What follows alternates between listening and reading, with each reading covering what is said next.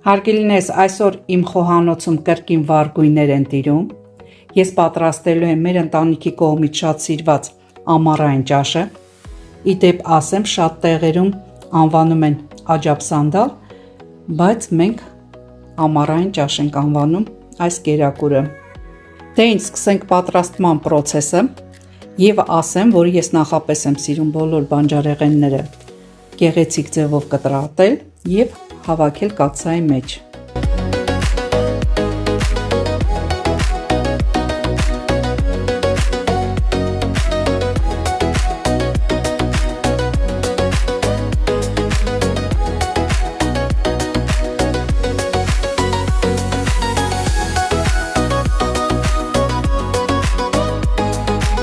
Հարգելիներս, ես կաթսայի մեջ հավաքում եմ ամառային ճաշը շերտ առ շերտ եւ հավելեմ, որ նախընտրում եմ իմ բոլոր տաք ուտեստների մեջ լոլիկը լինի գեղևահան արված։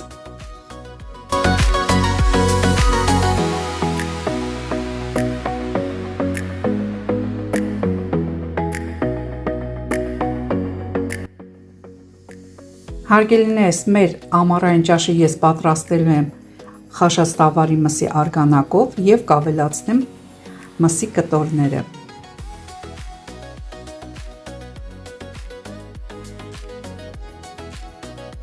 Հարգելիներս, մեր ամառային ուտեստը շերտ առ շերտ հավաքելիս ես նաև ավելացնում եմ չորացրած ռեհան։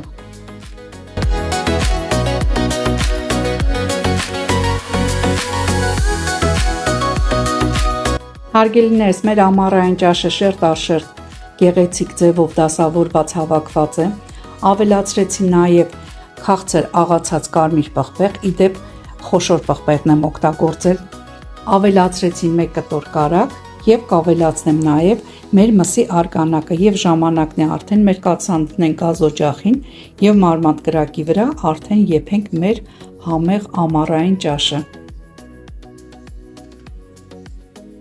Մեր ամառային ճաշին կավելացնեմ նաեւ մի փոքր սամիթի փունջ։ Եվ այսպիսով հարգելիներ սամիթն էլ ավելացրեցի եւ հավելեմ, որ ես աղ չեմ ավելացրել, քանի որ մեր մսային արգանակը եփելուց հետո ես արդեն նախապես աղ արել էի, դրա իսկ պատճառով, եթե զգամ աղի կարիք լինի, ես աղ ընթացքում կավելացնեմ։ Հարգելիներս, հավելեմ նաև, որ հեղուկ մասան, մսային արգանակը դուք կաթսայի կիսով չափ եք ավելացնելու։